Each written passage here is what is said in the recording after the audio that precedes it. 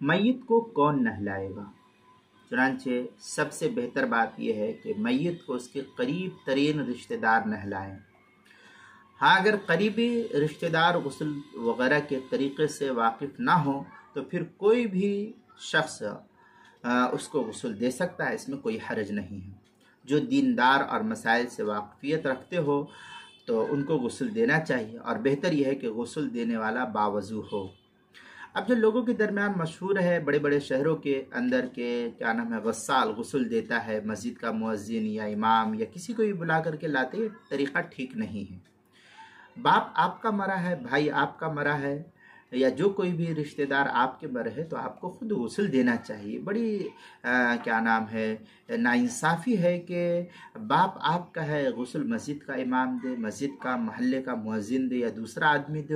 یہ کتنی بے غیرتی کی بات ہے کہ آپ کا باپ ہونے کے بعد آپ اس کو آخری غسل کے لیے بھی تیار نہیں کر سکتے ہیں۔ تو ایسے شخص کے لیے ایسا شخص کیسے باپ کے ساتھ جو ہے محبت اور باپ کی جو ہے نقل و حرکت کو دیکھ سکتا ہے؟ اس لیے جو ہے آخری وقت ہے باپ کے، بہتر ہے کہ باپ کو غسل خود بیٹا دے یا اس کا پوتا دے یا اس کا جو ہے بھائی ہے وہ دے، یا جو بھی رشتہ دار ہے ان کو دینا چاہیے، ان کو غسل کروانا چاہیے۔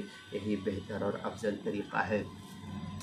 چنانچہ فتاوی ہند میں ہے وَيَسْتَحِبُّ لِلْغَاسِلِ أَنْ يَكُونَ أَقْرَبُ النَّاسِ إِلَى الْمَيِّتِ فَإِنْ لَمْ يَعْلَمِ الْغُسْلَ فَأَهْلَ الْأَمَانَةِ وَالْوَرَاءِ۔ اس طریقے کی عبارت جو ہے فتاوی ہندیہ کی پہلی جو صفحہ 159، فتاوی شامی جو زکریا بک ڈپو دیوبند کا ہندی نسخہ اس کی تیسری صفحہ 95، بیروت کا چھپا ہوا نسخہ اس کی تیسری صفحہ 79، تحتاوی اس کے صفحہ 312، البحر الرائق صفحہ دوسری صفحہ 175، صغیری اس کے صفحہ 287، بہشتی زیور حصہ 2 صفحہ 54، کتاب المسائل دوسری جلد صفحہ 48 پر اس کو نقل کیا گیا ہے۔